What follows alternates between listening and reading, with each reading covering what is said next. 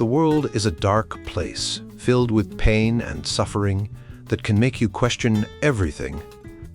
Imagine for a moment that you are walking through a forest, the sun filtering through the leaves, casting a warm glow around you.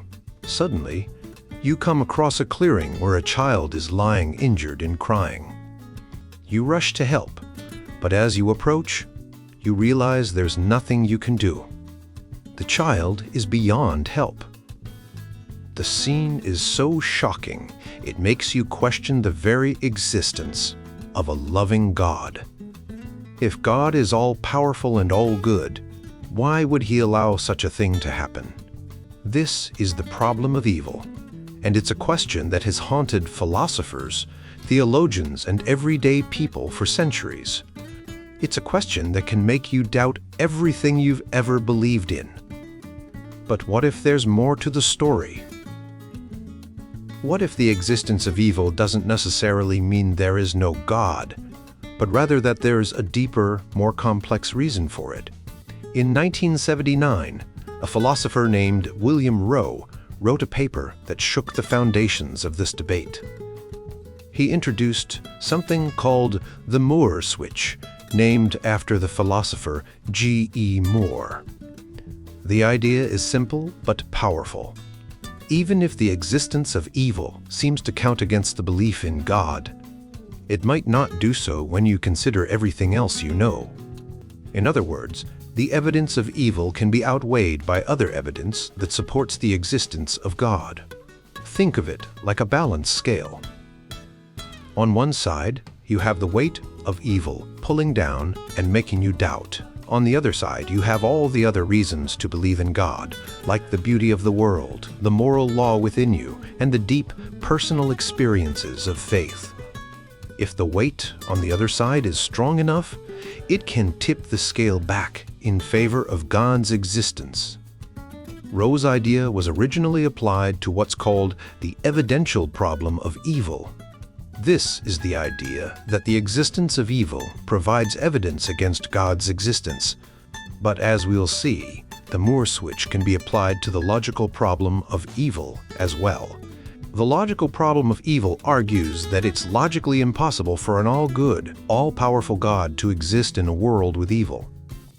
If you can't see a reason why God would allow evil, it might seem like a good argument against His existence. But what if there are reasons that we just can't understand? Reformed epistemologists like Alvin Plantinga argue that everyone has an innate sense of God's existence, a sense of deity, that is as real as our sense of sight or touch.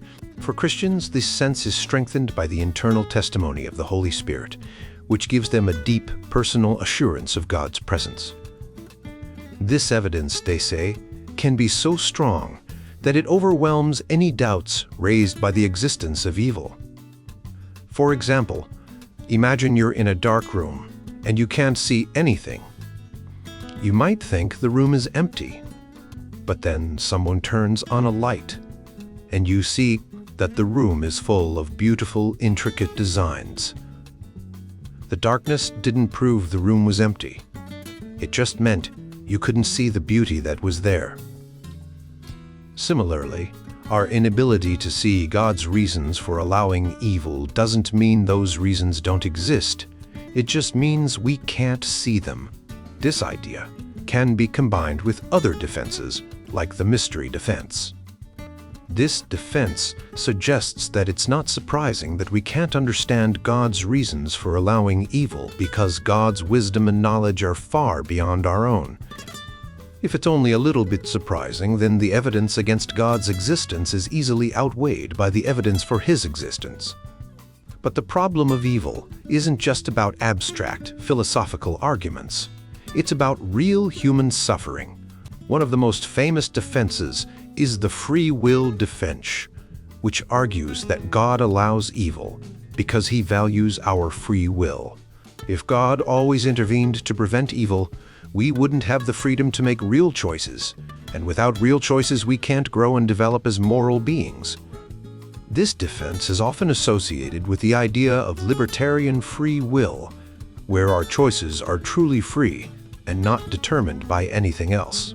However, there are other defenses that are more compatible with Calvinism. A theological tradition that emphasizes God's sovereignty and predestination. Calvinists argue that God's control over the world is not incompatible with human free will. They believe that God has a plan for everything, including the existence of evil, and that this plan is ultimately good, even if we can't see it. For example, Hugh McCann, a Calvinist philosopher, argues that the presence of real evil in life is necessary for genuine choices between good and evil. Without the possibility of real evil, our choices wouldn't have any moral significance. This defense is similar to the soul-making defense, which suggests that the trials and tribulations of life are necessary for the development of virtuous character traits. These traits developed through hard choices are intrinsically better than those that could be created directly by God. Calvinism also has several advantages that make it an attractive theological framework. First, it aligns closely with the teachings of the Bible, particularly in passages like Romans 9, which emphasize God's sovereignty. Second, it provides a coherent explanation for the problem of sin in a fallen world and the impossibility of sin in heaven. Third, it offers a way to understand the compatibility of divine inspiration and human authorship in Scripture. Fourth, it explains how freedom can coexist with divine foreknowledge. Finally, it provides a strong and streamlined account of divine providence, which is the idea that God is in control of everything that happens. As you navigate the complex and often painful questions of evil and suffering, it's important to consider all the evidence both for and against the existence of God. The Moore switch reminds us that the existence of evil doesn't necessarily mean there is no God. It just means there are things we don't understand. And sometimes, the most profound answers come from the deepest questions. Molinists often say their view of divine providence is better than the Calvinist view, because Calvinism makes God the author of sin. They argue that on Calvinism, God is responsible for every sin that happens, which makes him a sinner. But on Molinism, God isn't the author of sin, and he isn't responsible for it. However, this argument might be missing some important points. First, many Molinists think Calvinists believe that God controls everything by strict causal determinism. This means that God makes everything happen in a way that leaves no room for human choice. But this isn't entirely accurate. Reformed thinkers, like those who wrote the Westminster Confession of Faith, are very careful about how they describe God's control. They say that God ordains everything that happens, but they also say that God is not the author of sin and that human freedom and choice are still real. They don't try to explain exactly how these things fit together because it's a mystery. This is similar to how the early church described Jesus as both fully God and fully human, without explaining exactly how that works. So, Calvinists don't necessarily believe in strict causal determinism. Second, even if we assume that Calvinists do believe in strict causal determinism, Molinism might have similar problems. Let's look at an example to understand why. Imagine you have a gun. You pull it out, aim it at someone, and pull the trigger. You've committed murder, and you're responsible for it. You could have chosen not to pull the trigger, and you knew that pulling the trigger would kill the person. So, you're the author of this sin. Now, let's think about God's role in sin, according to Molinism. Molinists believe that God knows all the possible choices people could make, and chooses to create a world where certain people will make certain choices. If God knows that a person will choose to sin and still creates that person, it's like God is giving that person the gun and knowing they will use it to sin. God isn't forcing the person to sin, but he is setting up the situation where the person will sin. This means that God is still involved in the sin, even if not directly. So, even if Calvinists believe that God determines every sin, Molinists might have a similar problem. If God knows that a person will sin and still creates them, He is still responsible for the sin in some way. This means that both Calvinism and Molinism might have to deal with the idea that God is the author of sin, at least in some sense. Reformed thinkers like Jonathan Edwards try to address this by saying that God is the author of sin in the sense that He ordains it, but not in the sense that He is the one who actually commits the sin. God doesn't sin, but He allows sin to happen for a greater purpose. This is a difficult idea to grasp, but it's a way that some Calvinists try to explain God's role in sin without making Him a sinner. In the end, both Calvinists and Molinists have to grapple with the mystery of how God's sovereignty and human freedom work together. Neither view has a perfect answer, and both have to deal with the question of God's responsibility for sin. The important thing is to keep thinking and discussing these ideas, even if we don't have all the answers. Imagine you're holding a regular gun, the kind you might see in a movie. When you pull the trigger, a series of events happens. The hammer strikes the bullet, the gunpowder ignites, and the bullet flies out, hitting the target. This is a straightforward cause and effect. You pull the trigger, and the bullet does what it's supposed to do. You're responsible for what happens because you chose to pull the trigger, knowing what would happen next. But what if the gun was different? What if, instead of a regular bullet, it created a tiny sentient robot called Bullet Bill, who has a mind of its own? Bullet Bill in this case is like a character from a video game, a metal bullet with eyes and a grin. When you pull the trigger, Bullet Bill appears and decides where to go. You know that if you pull the trigger, Bullet Bill will fly out, and based on what you know about how Bullet Bill behaves, you can predict that he will hit a specific person.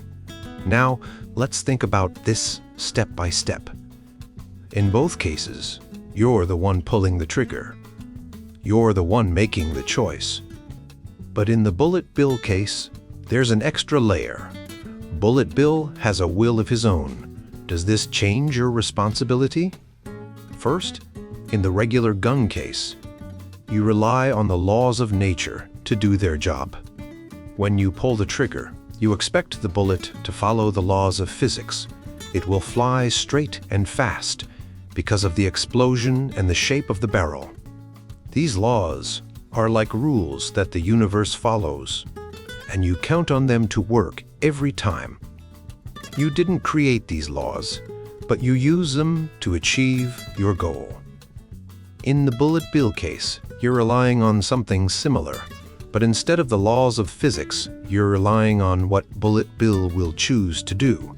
You know that if you pull the trigger, Bullet Bill will fly out and, based on his nature, he will likely go after a specific person. Just like the laws of physics, Bullet Bill's choices are not up to you, but you still use this knowledge to achieve your goal. Second, in both cases, you're the one who initiates the action. You pull the trigger, and you do it knowing what will happen next. Whether it's a regular bullet or Bullet Bill, you're the one who sets the whole thing in motion. You have the power to choose whether to pull the trigger or not, and you're aware of the consequences. Third, the fact that Bullet Bill has a will of his own doesn't absolve you of responsibility. Just like in the regular gun case, where the bullet's path is determined by the laws of physics. In the Bullet Bill case, Bullet Bill's actions are determined by his own choices. But you're still the one who created the situation where Bullet Bill has the chance to make those choices. You're the one who put Bullet Bill in a position to act, and you knew what he would likely do. Fourth, in both cases, you're relying on truths that are beyond your control. In the regular gun case, you rely on the laws of physics, which are fixed and predictable. In the Bullet Bill case, you rely on Bullet Bill's nature and his likely choices, which are also fixed and predictable from your perspective. You can't change these truths, but you use them to your advantage. Fifth, your responsibility in both cases is the same. You're responsible for the outcome because you chose to pull the trigger, knowing what would happen. Whether the bullet or Bullet Bill is the one who ultimately causes the harm, you're the one who set the whole thing in motion. You could have chosen not to pull the trigger, but you didn't. In the end, the Bullet Bill case might seem more complicated because of Bullet Bill's free will, but it doesn't change the core of the situation. You're still the one who made the choice, and you're still responsible for the consequences. Just like in the regular gun case, your actions have real effects, and you bear the moral weight of those effects. Imagine you're playing a video game where you control a character. In this game, you have the power to create different scenarios and place your character in them. You know exactly how your character will behave in each scenario because you programmed the game. This is somewhat like how some people think about God and the world, especially in a philosophy called Molinism. In Molinism, God is like a master planner who knows everything that will happen before it happens. He doesn't force people to do things, but he knows what they will choose to do in every possible situation. God then creates the world and places people in specific situations where he knows they will make certain choices. For example, God might know that if he puts a person named Alex in a certain city at a certain time, Alex will rob a bank. God doesn't make Alex rob the bank, but he knows Alex will do it if placed in those circumstances. To understand this better, let's use an analogy with guns. Imagine you have a regular gun. When you pull the trigger, the bullet follows the laws of physics and hits the target. You are responsible for the bullet hitting the target because you pulled the trigger and set the whole thing in motion. Now imagine a special gun called the Bullet Bill gun. This gun is different because the bullet is a tiny, sentient being with its own free will. When you pull the trigger, the bullet decides to fly and hit the target. You didn't force the bullet to hit the target, but you knew it would, because you understand how the bullet behaves. Ordinary gun. You pull the trigger, and the bullet follows the laws of physics to hit the target. You are responsible for the outcome because you set the conditions and pulled the trigger. Bullet Bill gun. You pull the trigger, and the bullet, with its own free will, decides to hit the target. You are still responsible because you knew the bullet would behave this way, and you set the conditions. Molinism. God creates the world and places people in specific situations where he knows they will make certain choices. God is responsible for the outcome because he knew what would happen and set the conditions.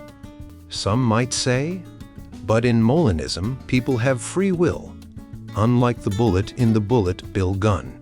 However, in the ordinary gun case, you are still responsible for the bullet hitting the target, even though you didn't create the laws of physics.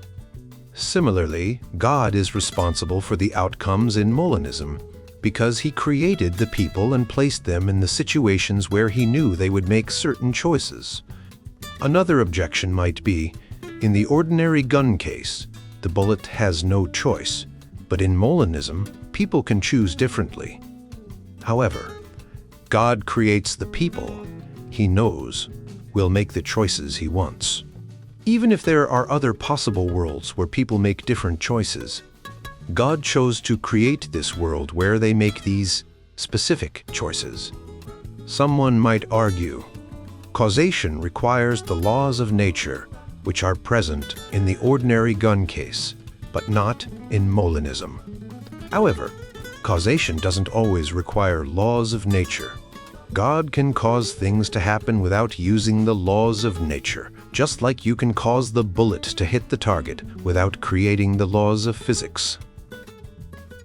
Another objection is, laws of nature are deterministic, but key CEFs, counterfactuals of creaturely freedom, are not. However, even if the laws of nature are probabilistic, like in quantum physics, you can still be responsible for the outcomes. God's infallible knowledge in Molinism makes him even more responsible because he knows exactly what will happen. One might say, God doesn't intend the sins, only the good outcomes. However, this argument is also used by Calvinists who believe God has a plan for everything, including evil.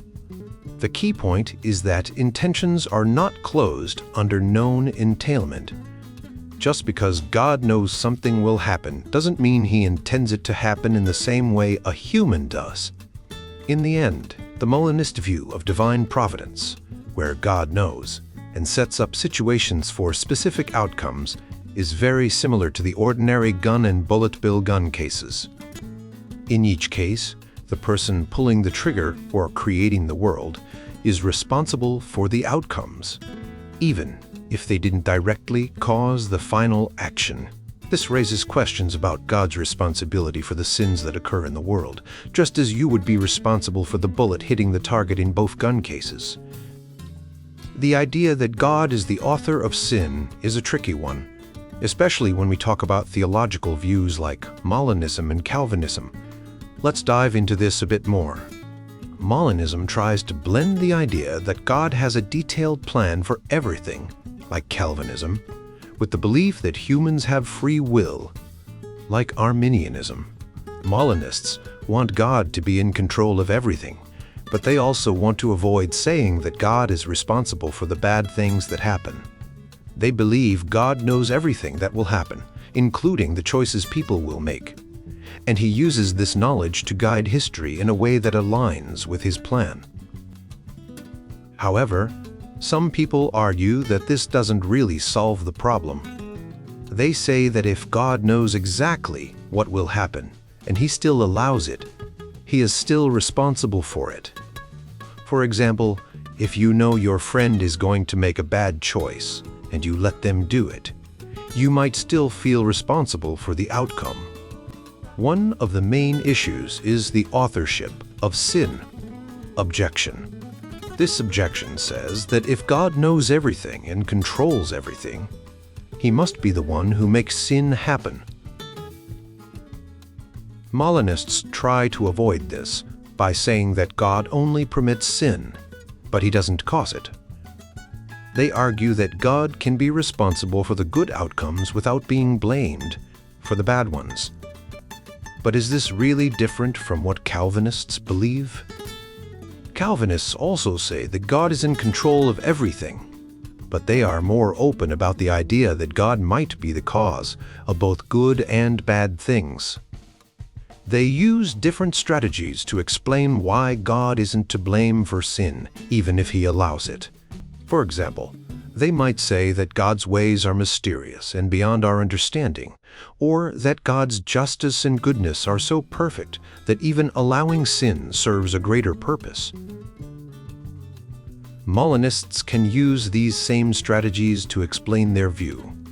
They can say that God's ways are mysterious, or that God's plan is so perfect that even the bad things serve a good purpose. But if Molinists and Calvinists are using the same strategies, is Molinism really any better at avoiding the author of sin problem? Let's look at some examples from the Bible to see how this plays out. In the story of King Saul, the Bible says that Saul killed himself, but it also says that God put him to death. This suggests that both Saul and God were involved in his death. Similarly, in the story of Job, the Bible says that the Sabaeans and Chaldeans took away Job's servants, but it also says that the Lord took them away. These stories show that God can be involved in events, even if humans are the ones who directly cause them.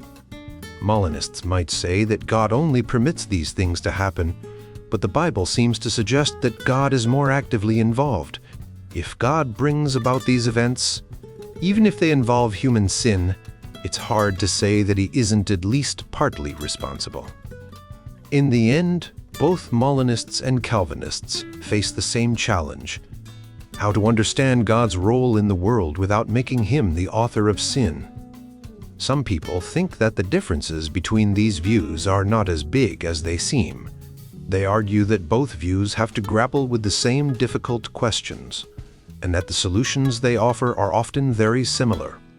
So, while Molinism and Calvinism might seem very different at first, they might be more alike than we think when it comes to the big questions. Both views try to understand how God can be in control of everything while still allowing humans to make choices. And both views have to find a way to explain how God can be good and just, even if bad things happen. The idea of theological determinism, TD, can be a bit tricky, but let's break it down. According to TD, God is the ultimate boss of everything that happens in the universe. He decides everything, and everything happens because of his will. God isn't just another player in the game. He's the one who created the game and all the players. This means that everything, from the tiniest atom to the biggest galaxy, is there because God decided it should be. Imagine God as an author writing a novel. The characters in the novel do things and make choices, but ultimately everything they do is because the author wrote it that way. God, in this analogy, is like that author. He doesn't just set the rules and then step back. He's actively involved in every detail of the story. However, unlike a novel, the people God creates are real, not just characters on a page. Now, some people might think this means God is just a big puppet master, pulling all the strings. But that's not quite right. God's role is more like creating the entire universe all at once and making sure everything works together perfectly.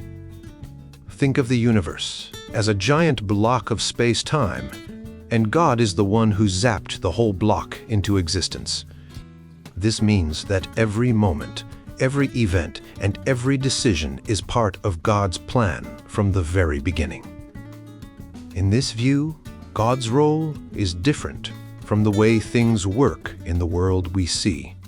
When we talk about causes in our world, we usually mean one thing leading to another, like how a ball rolling into another ball causes it to move. God's role is more fundamental. He's the primary cause, the one who makes everything exist. Everything else in the universe is a secondary cause, meaning it's part of the story God created. This brings us to a big question. If God is in control of everything, does that mean he's responsible for everything, including evil? This is a tough question, and it's been debated for a long time. Some people argue that if God is in control, then he must be the one causing evil. But there's a way to think about this that doesn't make God the author of evil. One way to understand this is to think about evil as a lack of something good. For example, a hole in a piece of cheese isn't something that exists on its own. It's just a place where the cheese isn't. Similarly, evil can be seen as a lack of goodness. God doesn't create evil. He creates everything that is good. When something goes wrong, it's because something good is missing, not because God created the evil itself. Let's take a character like Ebenezer Scrooge from A Christmas Carol. Scrooge is greedy and mean, but his greed isn't something God created. Instead, Scrooge lacks compassion and kindness, which are good qualities. God didn't create Scrooge's greed. He just didn't create the compassion and kindness that would have prevented it. When Scrooge changes and becomes a better person, it's because God has given him the ability to choose the good. This way of thinking helps us understand that God's role is to create and sustain all that is good. Evil, in this view, is not something God creates, but a result of the absence of good. This doesn't mean that God isn't involved in the world or that He doesn't care about what happens.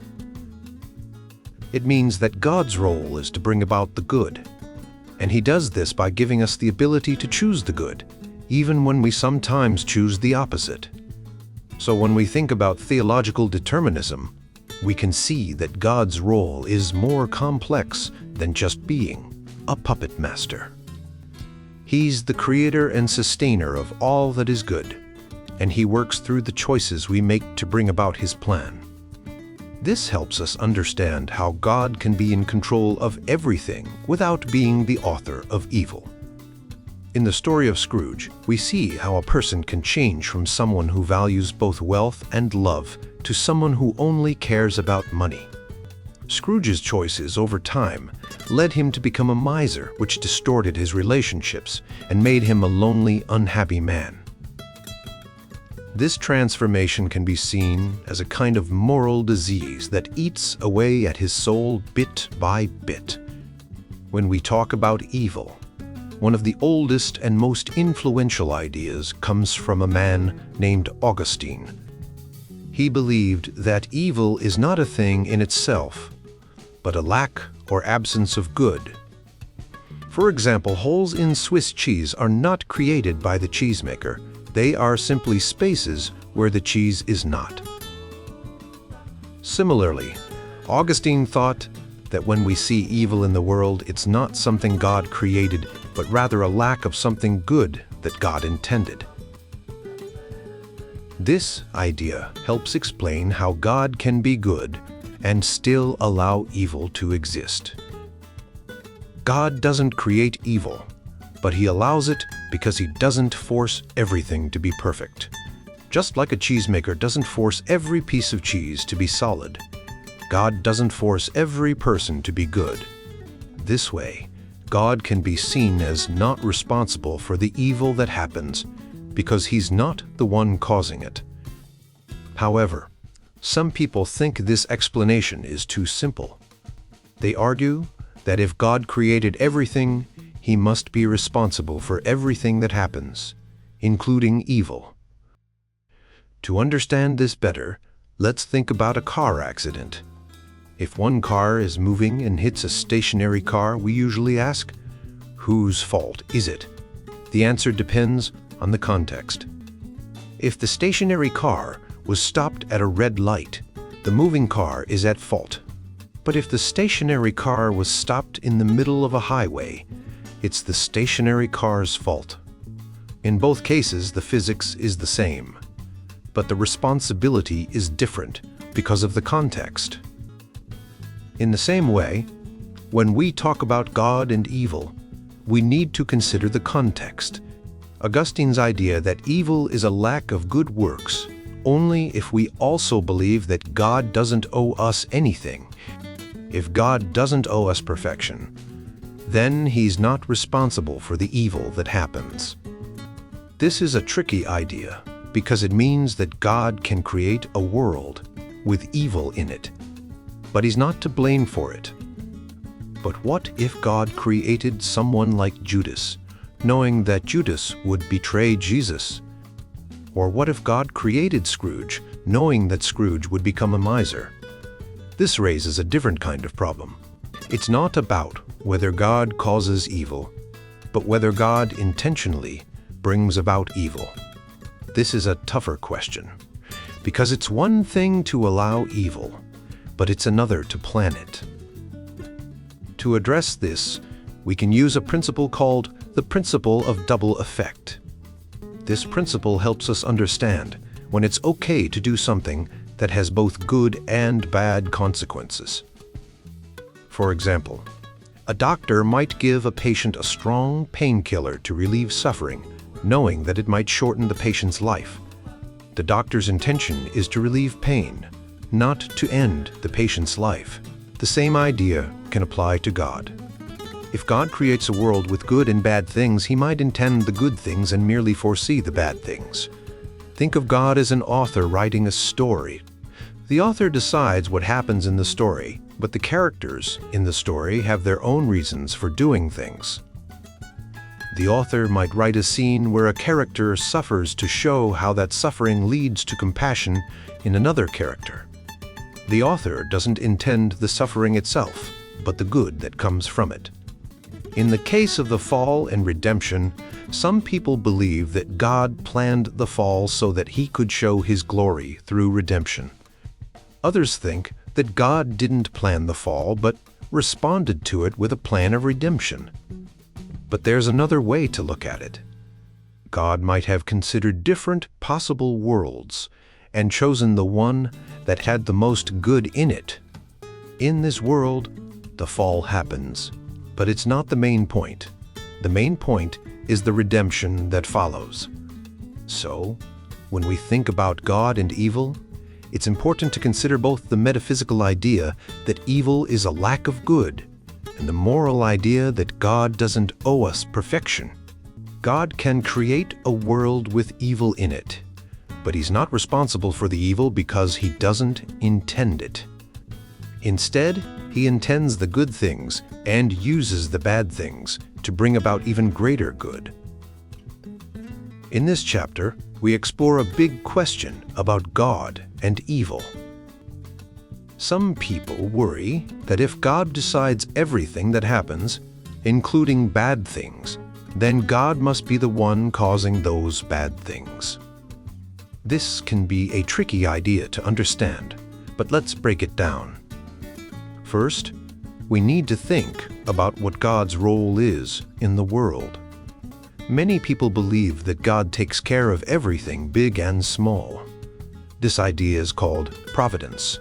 It means that God is always watching over us and making sure everything happens for a reason. For example, the Bible says that God even knows how many hairs are on your head. That's a way of saying God cares about even the tiniest details of our lives.